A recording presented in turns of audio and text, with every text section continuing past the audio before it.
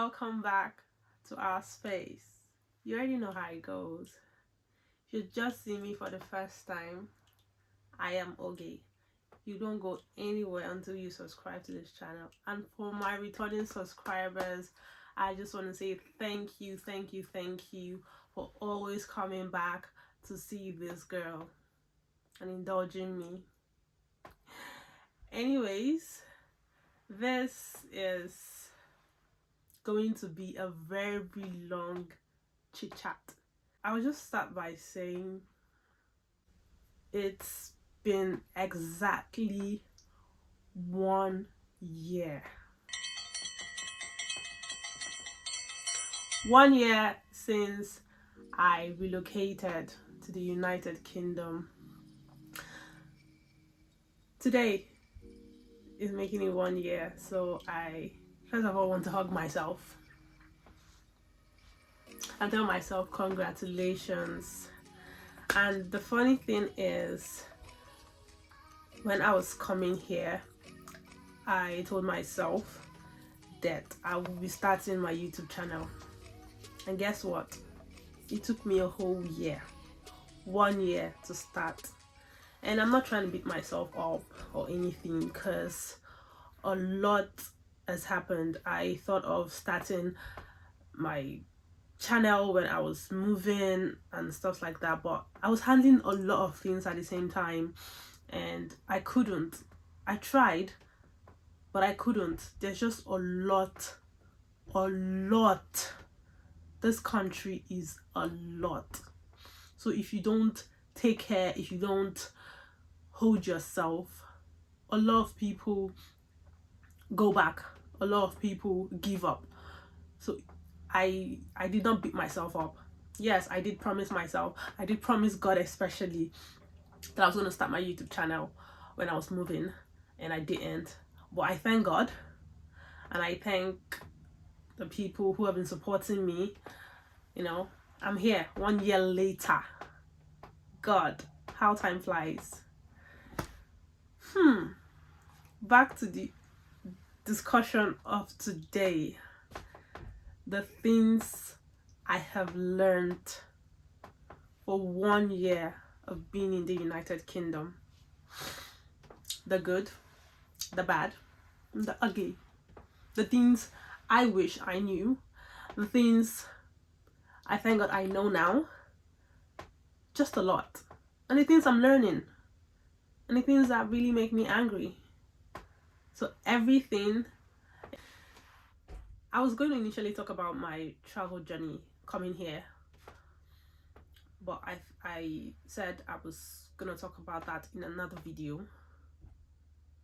How and the things I did and the processes I took in coming here. So in case you don't know, I came here as an international student from Nigeria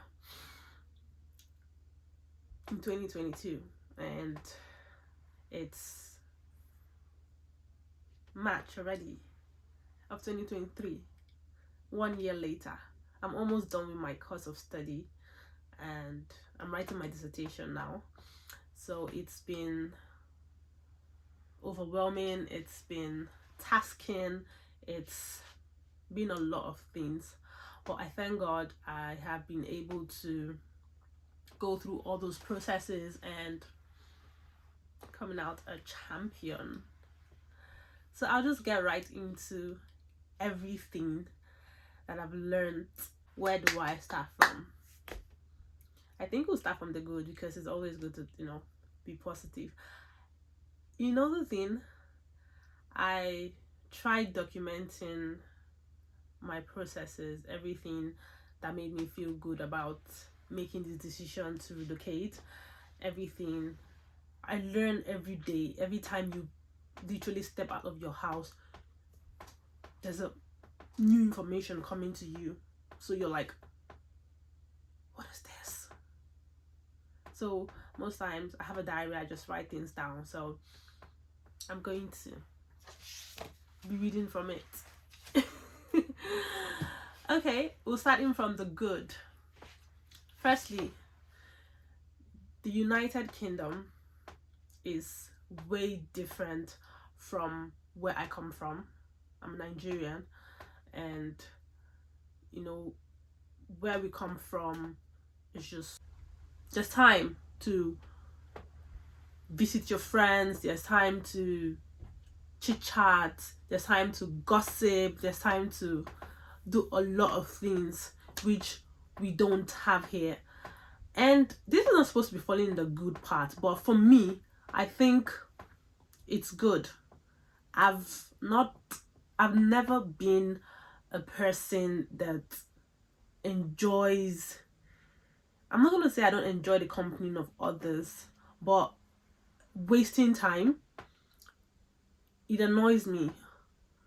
Even back in school, after lectures, after classes, I'm off. I might not necessarily be going home to do anything, but I feel like, why am I sitting down here? What am I doing? Do you get? So for me, the work-life balance here is great. What I mean by that is, you work, and after you work, oh, this is the amount of time I'm putting into work. And you take 2-3 days off for yourself. And you rest, or you do anything. It's not like we have the leisure of it. It's just, as an African, we just come here, and as an international student, we are trying to, because as an international student, you have to work like 20 hours while you're, in term. While you're studying, you're only allowed to work 20 hours. So the 20 hours, we try to use it to work. But like I'm saying, generally, when there's no, even in the term time, you have to have a balance. If you don't, you're gonna run mad. And that is me telling you the truth. If you don't have a work-life balance, and this country has made it easy for you, they don't want you to overwork yourself. That is it about this country. They don't want you to overwork yourself. It's not back home where you just, if you're running a business, you just run a business till you run crazy. In this place, they don't need you to work that much. It's literally what they stand for. Do you understand? So I like the work-life balance. So I can say something I like. Okay? So the next thing I'm going to say I like is savings and being calculative. I am a very intentional person, especially when it comes to my money. Because if I wasn't intentional, I wouldn't be here. So there was no, it's easy for me to save. Whenever I say I'm broke, trust me, I have, like back home, if I say I'm broke, I have 5K or 10K somewhere. 10,000 naira or 5,000 naira somewhere that I'm not going to touch. That is me saying I'm broke. I don't think I've ever been so broke to the point that I don't have 1,000 naira. Just never happened. Except when I was moving to this country. Coming to this country, locating to this country drained me. And the funny thing is, I thought I had no money. Like, I literally exhausted all my money. But when I got here, I found out that I had 2,000 naira in my bag. But guess what? Now with the whole currency change and everything, my 2,000 naira note is gone. And I feel bad. Anyways, I'm just saying that I've always been someone who saving is a thing for me all my life, so I basked in it. I grew up saving. Do you get? So coming here, it's not easy. Yes, I know, because what are we doing? How many work are we working? But you see that little £10, because most of these accounts we have here, like the Monies, I use Lloyd's Bank, I use Revolut Bank. They make it in a way that you can have like 2 accounts in one. Like you have 2 accounts in one account. So you can move money from one account to one account. So I've been doing that even back home. You see me transferring money from this account to this account, just so I don't touch it. So like in my Money's Bank, I just move money like £5 from here to here. In my Lloyd's Bank, I move from here to here, and it has helped me. It really, really, really has helped me, because you find out that if you don't do this, somehow you just keep spending. I know there's not a lot that we can save, because honestly, the economy is bad here. But I've learned that you see that £10, that £5, it can go a long way when you really, really, really don't have money. There's a time where I used to save my coin. I was saving my coin. So in January, actually, I really, really, really, really ran out of money. Not because I wasn't saving. It was because I used to work for agencies where they pay me weekly. So at a point in time, it was unstable for me. Today they call you at any point in time, to come and work, and I don't like instability. It drives me insane. So I went on to get like a semi-permanent job where they pay monthly. So I wasn't ready for it, but I just went into it. So it didn't give me the space to save up enough money to wait for my January before I got paid. And they usually pay me in the next month, like the 5th of the next month. So it really drove me out of my saving basket. And the point is, if I didn't save, I wouldn't have gotten to the end of the month. So I really appreciated a few friends that came through for me. I had to really ask for help. I couldn't afford to pay my rent, not because I didn't have the money, but because I was gonna get paid on the 5th of the next month. So what I did was, there's a place I used to keep my coins, so I had to break it open and used it a few times to enter the bus and everything, and I actually had to ask for help. Normally I wouldn't do that. Back home, I really did not ask for help, but here you need help, and not everybody will help you. But it was reasonable. I had this money, but it's not coming until the 5th. So I got paid. I paid the person back right after immediately. But this month, I had to make sure that I worked enough to be able to get 2 months of my rent. So I don't have to, experience the same thing I experienced in January, if you get what I mean. Yeah, so that's it about saving. It helps you to be calculative. This is what I'm going to spend in the month. This is what I'm going to be doing. This is the money. You really have to sit down and write it down. It's not Nigeria. You don't just go out. You don't do that. It's helped you to just stay and think about the things you need to do and write it down. I have books. I have things. And the system here, there's something they call direct debit. It just, like, if you have to pay your rent, you have to go to the gym, you have to pay for light, water, electricity. For where I'm staying, it's bills inclusive, so I don't have to pay for light separately, pay for this separately, pay for council tax, pay for all of that. I just pay everything in my rent. But for people who pay for all of this, the direct debit has made it possible for you to just, at the end of the month, just put it in there to just take all the money. For me, I just pay for my gym subscription, my rent. I think that's a few direct debit I have. Do you get? So if you don't think about these things, you end up running in loss, and nobody wants to. If you don't pay up the things you need to pay up, it affects your credit score, and that lingers for a really long time, if you get what I mean. So you really have to think. Thirdly, if you're somebody that likes art, history, and everything, literally everywhere you go to, like the last time I was in Nottingham, I was just looking around. Everywhere, it was so beautiful, And there's a man that was just telling me that this movie, forgotten the name, Robin Hood. This was literally in Nottingham where they did, like, I think they acted a movie, or where he actually is from. I don't know, but he told me I could go read about it. And I went to the bus station and I read about it. It was just there. I'm like, oh my god, this is history. Do you get? So if you're somebody that likes history and stuff like that, they have it everywhere.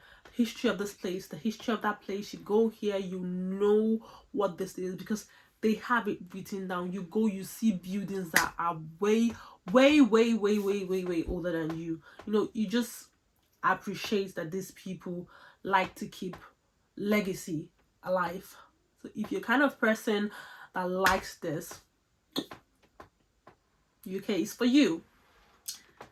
Fourthly, when I came here, oh god, Google Map showed me hell. You know, from where we came from, we usually don't. You just ask for directions. People will show you. When you take left, you take another left, you take another right. But here, the Google Map, you know, it has not proven to be 100% reliable, but it is reliable. It tells you where there's a footpath, where there's a railway, where there's this, where there's that. But I've had an incident actually, like last year. I got a job, like, for an agency, a place where I've never been to before, called Melting Mombre. So I got on the bus and everything. I got to the place and I was using my Google Map. It was in the morning. The shift was like around 8 o'clock. And I was going, and the Google Map kept taking me to the bush. I'm like, no, this is wrong. Apparently, there was a construction that was going on. And I guess the Google Map did not know that the road has been removed, sort of. And I almost fell off the ditch. So this shouldn't be a good part, but it is good, because the point I'm trying to make is the direction part. Everywhere you go, there's just direction everywhere.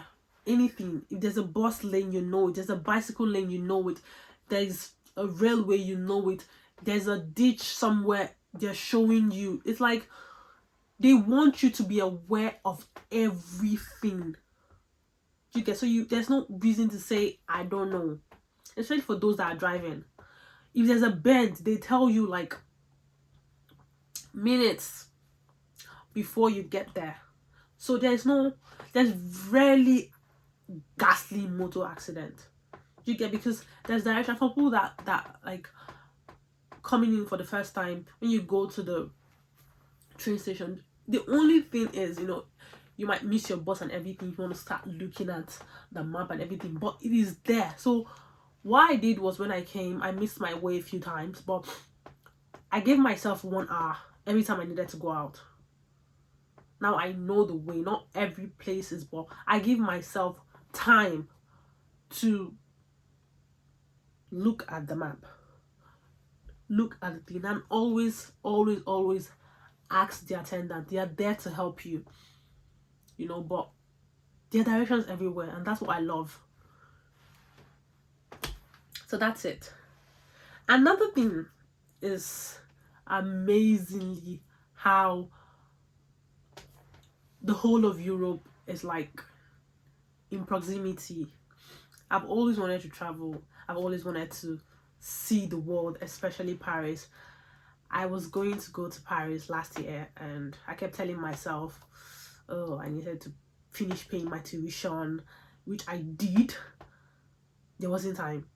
And this year, a few of my friends were supposed to go on a vacation, and I had another project at hand.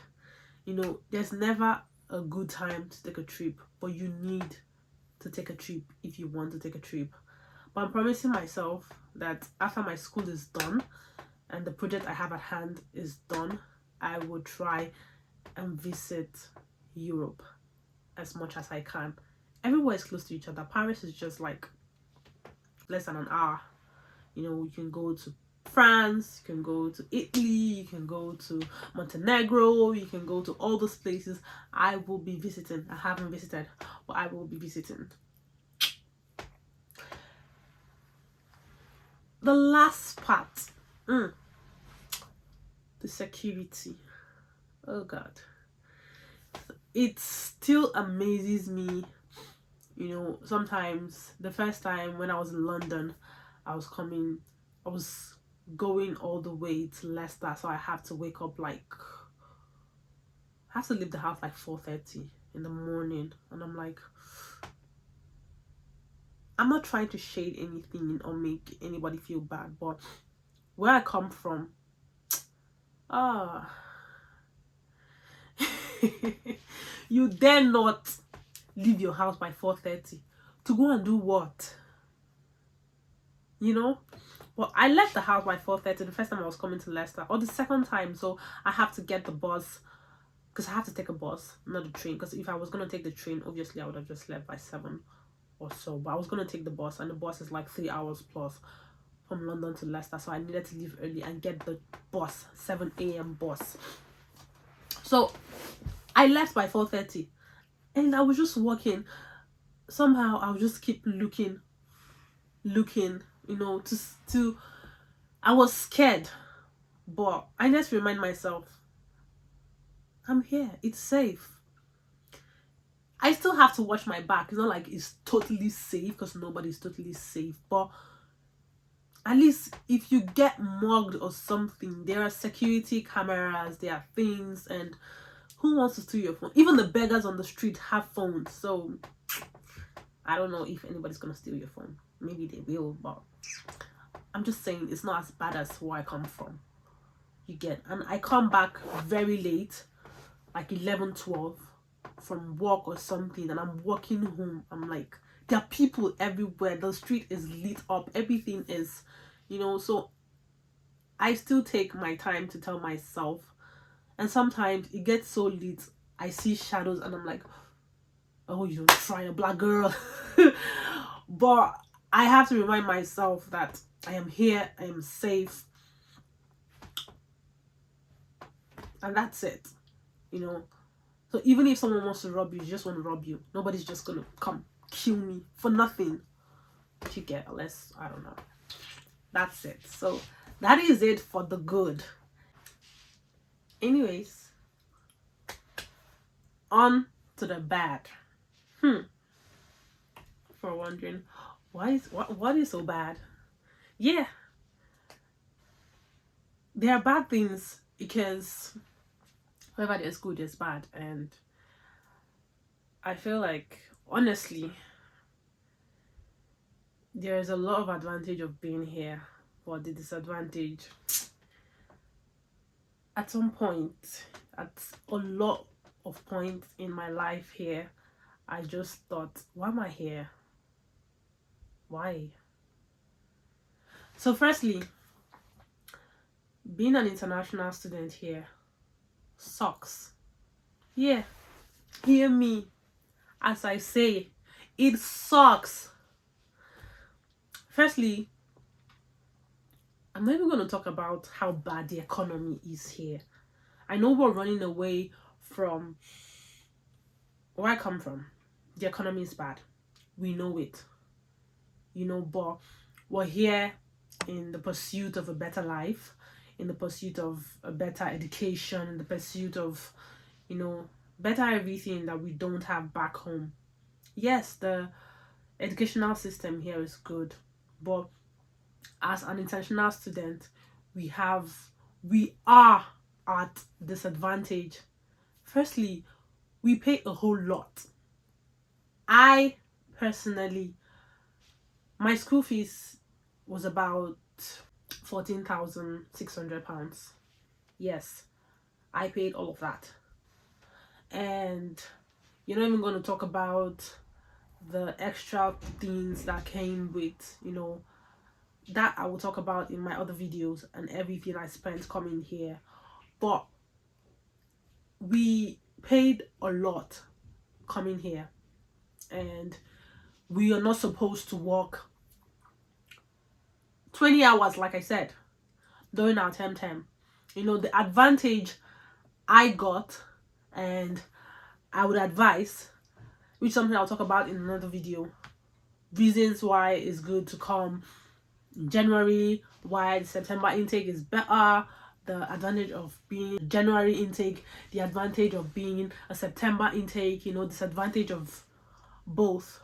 I came in January. No, my course started in January. I came in March. So after March, April, we're still doing online. May.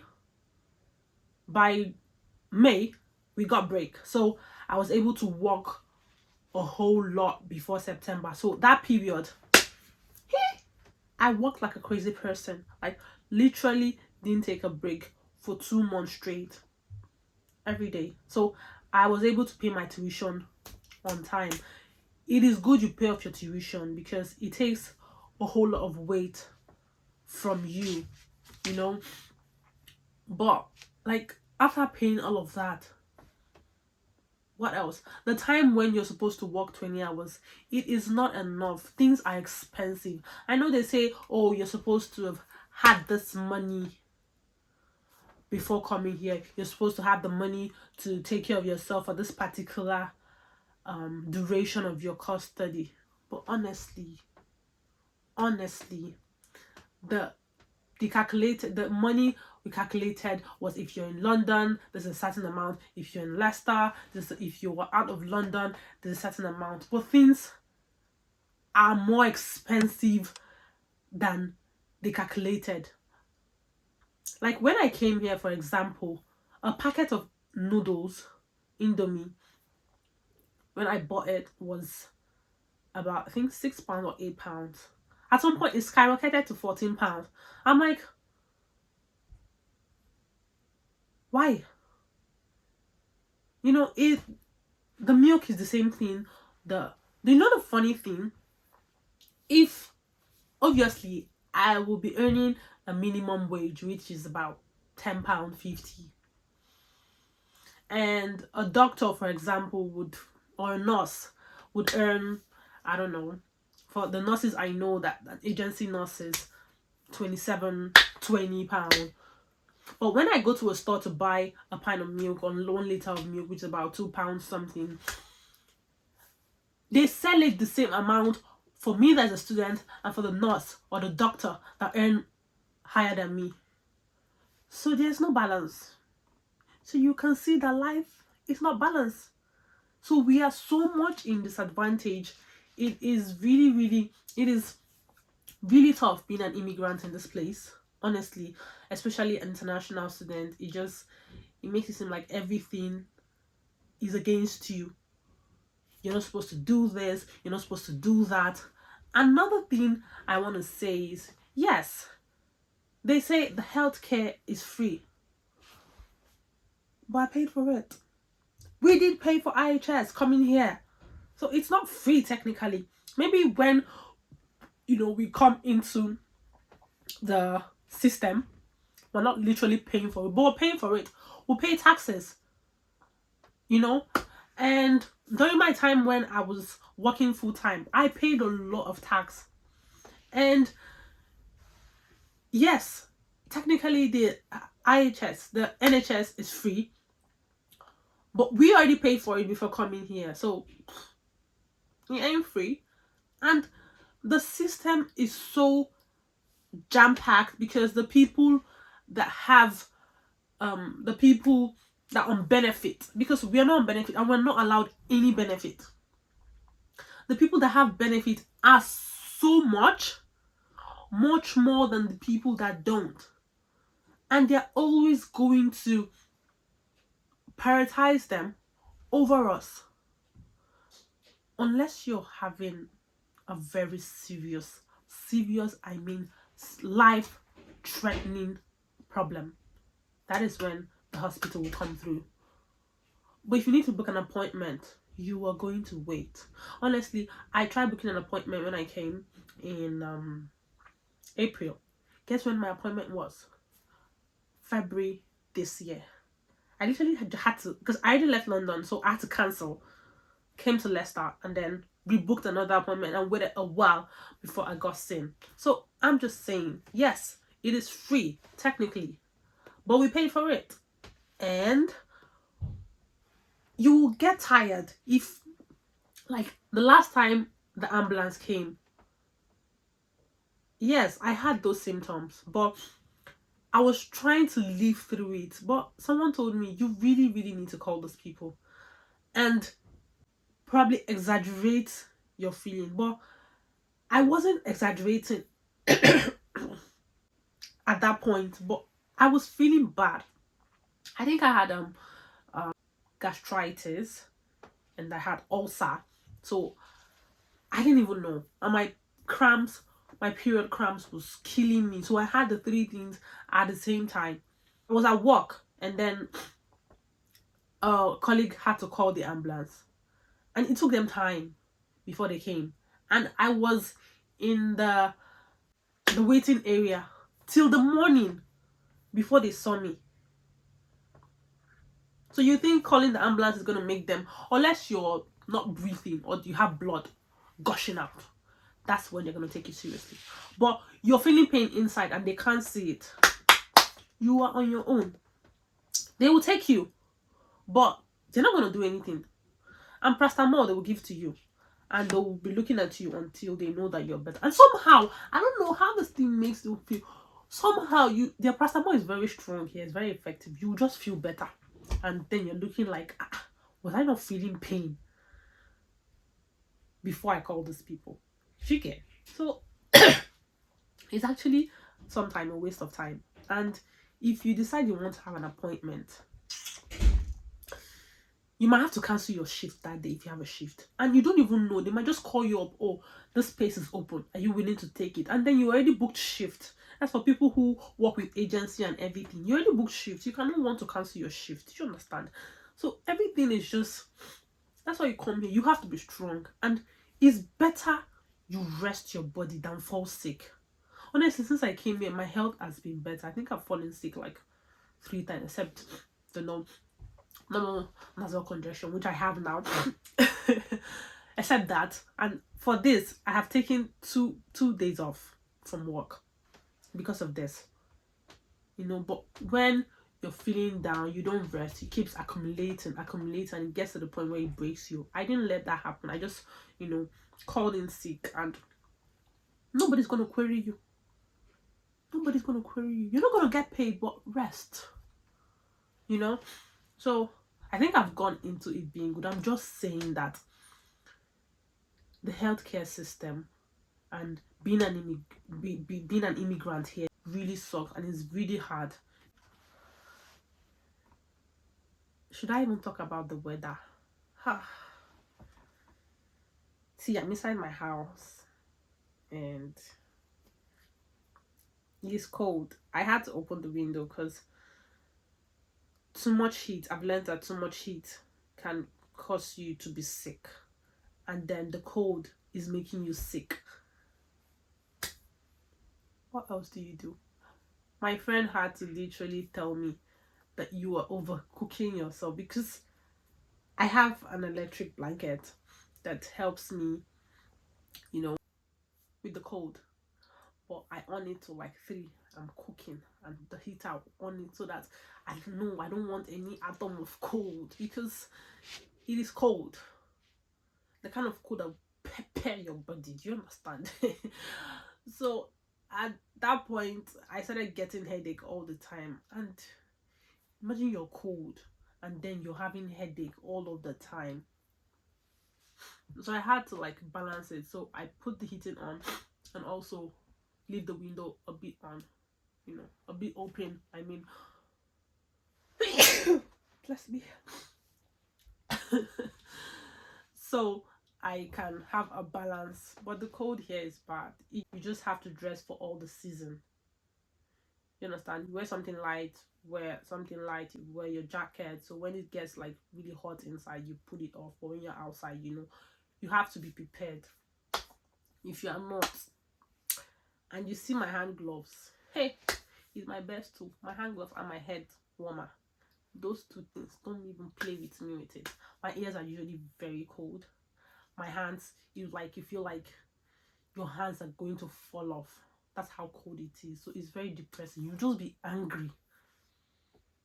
Honestly, that's how cold it is. Transportation. Ah, is that one that used to pain me? See that transport system. When I came here, especially when I moved to Leicester, I was like, nah, I am getting a car. Funny thing is, I learned how to drive back in Nigeria, but I never really drove because I had this phobia for the road. You know, everywhere you look, accident, accident, accident, accident, and I hated it. I don't think I want to die in an accident. You know, we don't know how we're going to die, but I know I have the kind of relationship I have with God. I told him, me, I'm not going to die in an accident, but I still have that phobia and I cannot help it. So he made me, oh, no, I'm not going to drive, which is, but coming here, it's a necessity. So, firstly, I'm going to talk about how difficult it is to actually get a license and be on the road. First of all, you have to apply with the driving license DVLA. You get a provisional license, you pay for it, go through the whole process, they mail it to you and stuff like that. You go pick it up.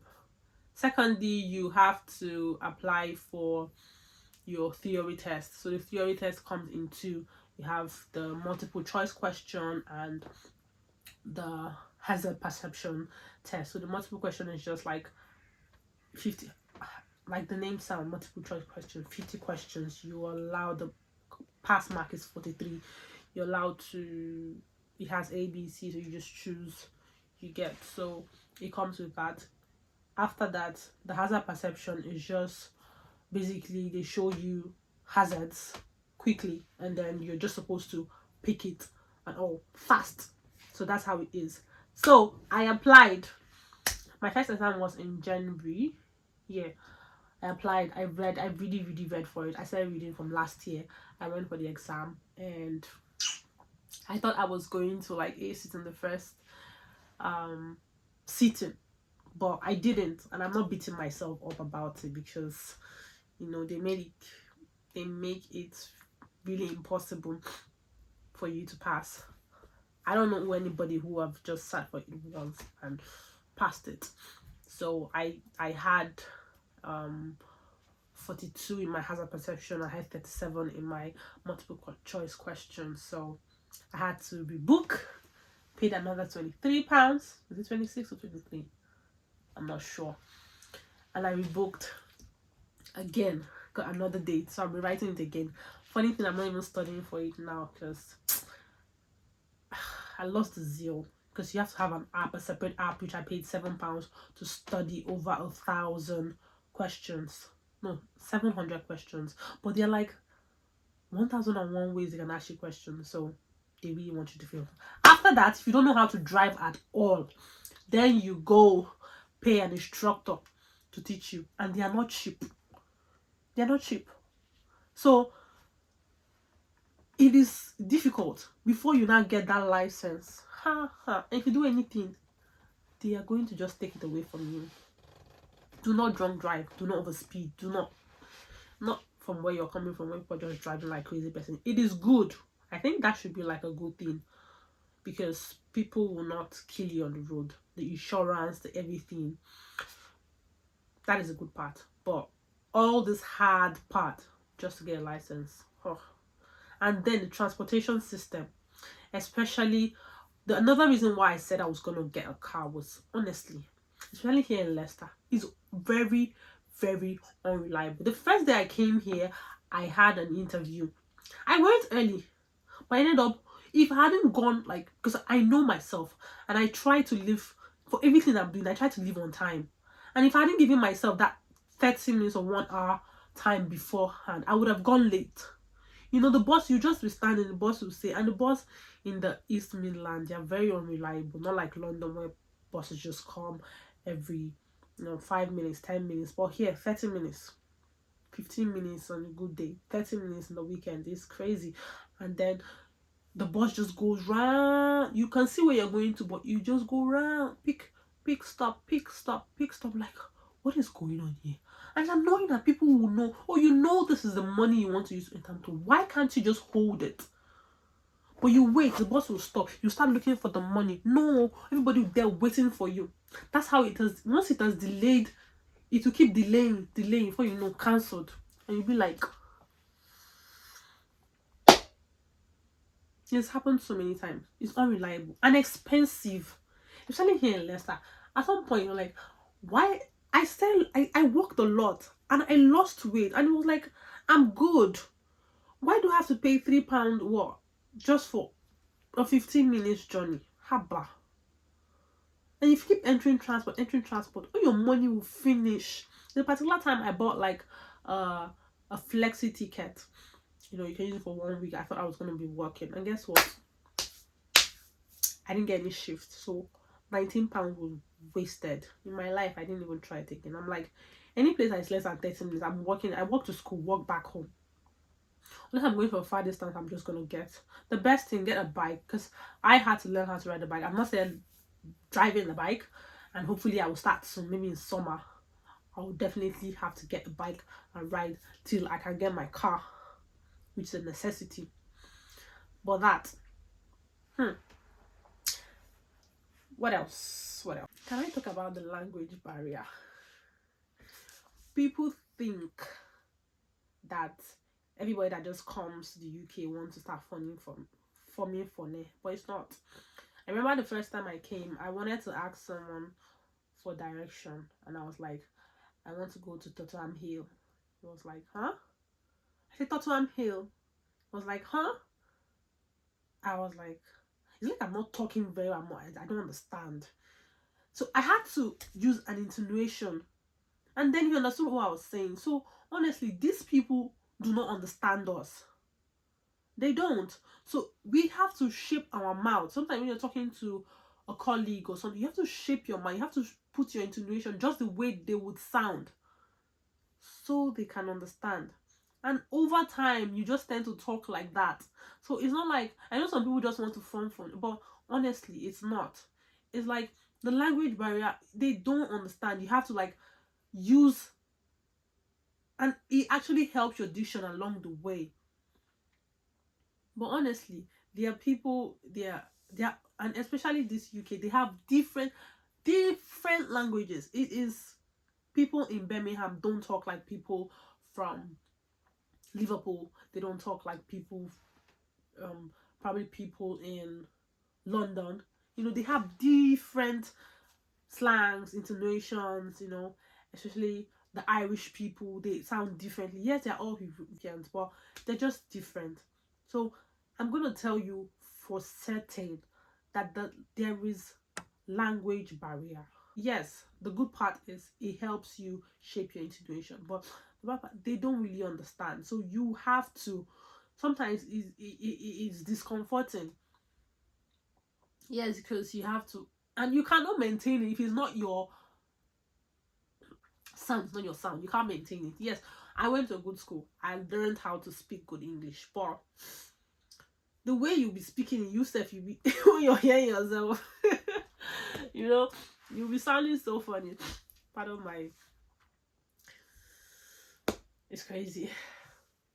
The last thing I'm going to say is, whether anybody believes it or not, we as Africans here, we face racism a whole lot.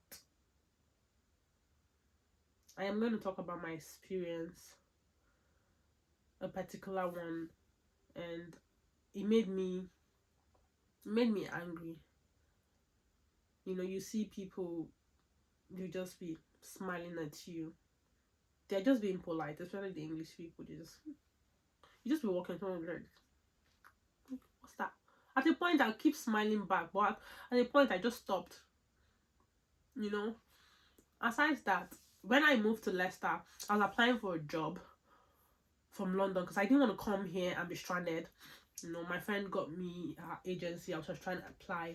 I did a lot of training because, you know, a lot of training, a lot of things you have to do before you get a job.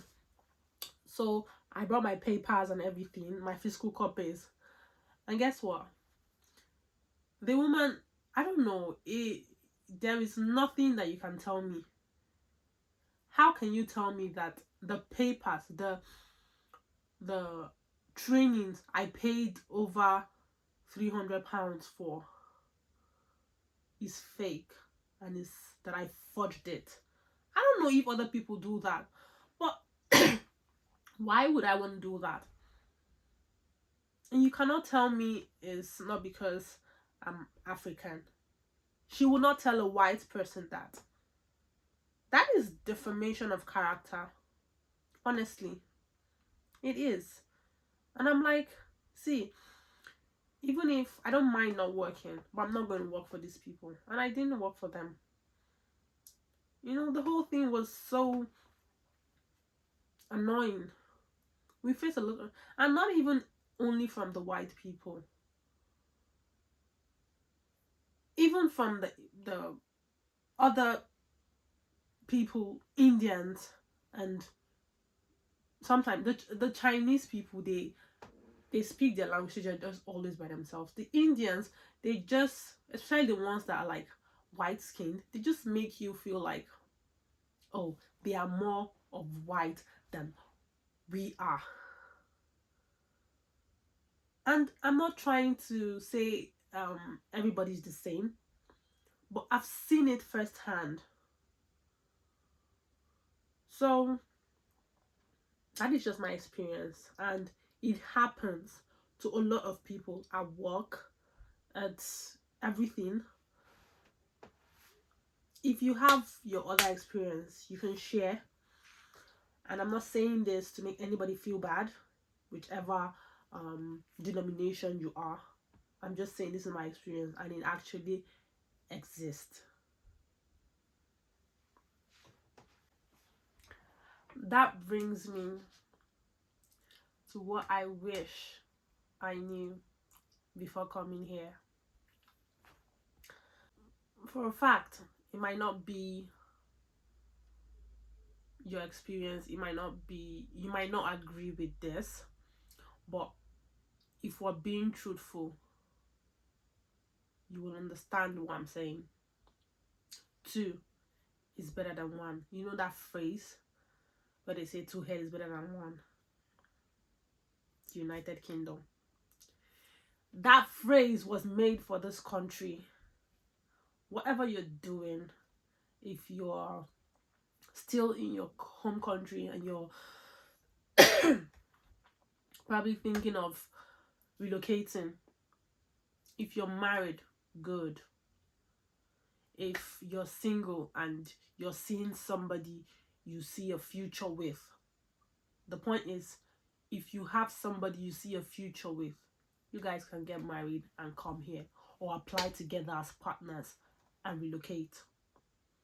I am here, and honestly, I wish I didn't come here alone, because you can imagine, I stay in this flat. It's like it's a self-contained. I have my room, I have my shower and my toilet. We have a shared kitchen, but I have a king size bed, for heaven's sake, and I'm by myself, and I'm paying this whole rent, and I have this whole space to myself. But I'm saying it might not be the same. I might not be paying the same amount here, but by the way, I have a neighbor downstairs. She's staying with her partner, so paying the same rent. You understand? Because we don't have kids, we can't stay together. I'm saying that the shared thing would have been better. The amount of money I'm making would have been doubled. And if I am the one schooling, if I'd come with a dependent, he would have been able to work full time and make as much money. I am working as much as I can, and I am okay. I can afford to buy the things I need. But just imagine if I was here with someone. I was having a conversation with my friend, she's a nurse, and she's been here like a while before I came, and she still said the same thing. You know, she paying all her bills herself. It's just by herself. I cook food and I'm eating it, sometimes I have to throw it away because, sometimes I buy a loaf of bread, it ends up spoiling. But if I'm two, we spend that money on one loaf of bread and we eat it together. So this is not me saying you have to marry someone by force to move to the country. But I'm saying even here, even if you're dating someone here and you don't stay together, that's why most of them just end up living together. It's not because they want to engage in premarital sex or anything. It's the fact that you can't say everybody's busy. You understand? If I want to see you, I literally have to be in your house.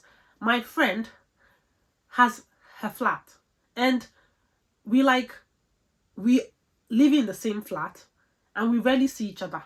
She's coming, I'm going. I'm coming, she's going. Do you get? So we never, in a week I've not seen her. So it is for someone to come and see you, leave their workplace, come and see the girlfriend or the boyfriend and then come to your house. It's a waste of time. Time you spent coming back. Because sometimes from work I just go to the gym and then I'm so knackered I come back home. What if I had a boyfriend? I won't see him.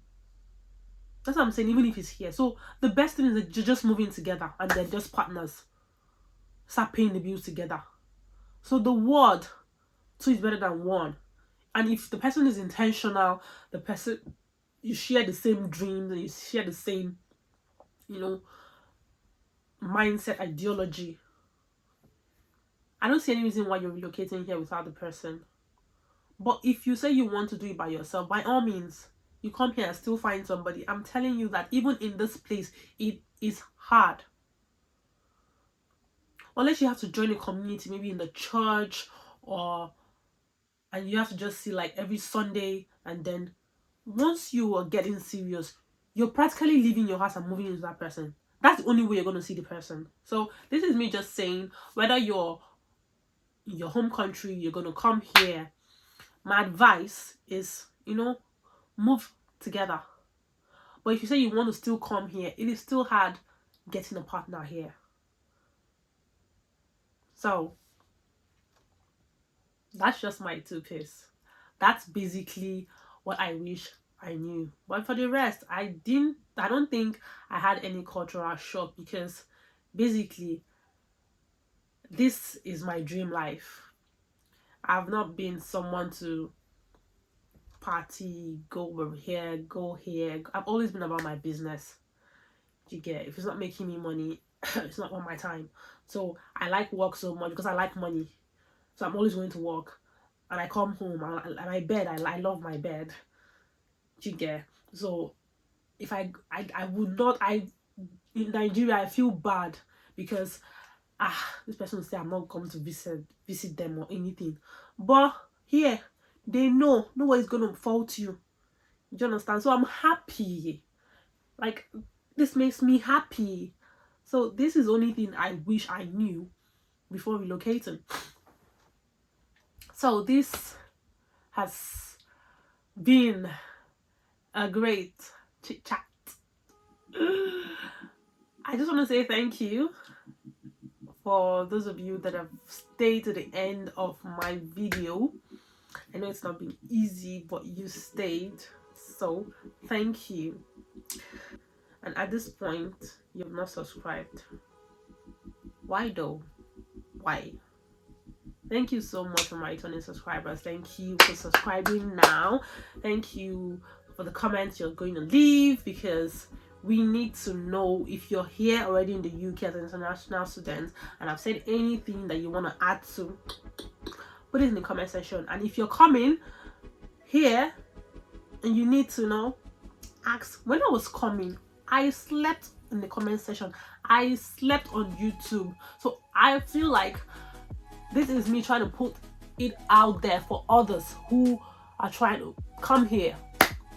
You have everything here on the internet. So anything you want me to talk about, by all means, if I can, I will. So just put it down in the comment section. Thank you so much for staying till the end of my video. I love you.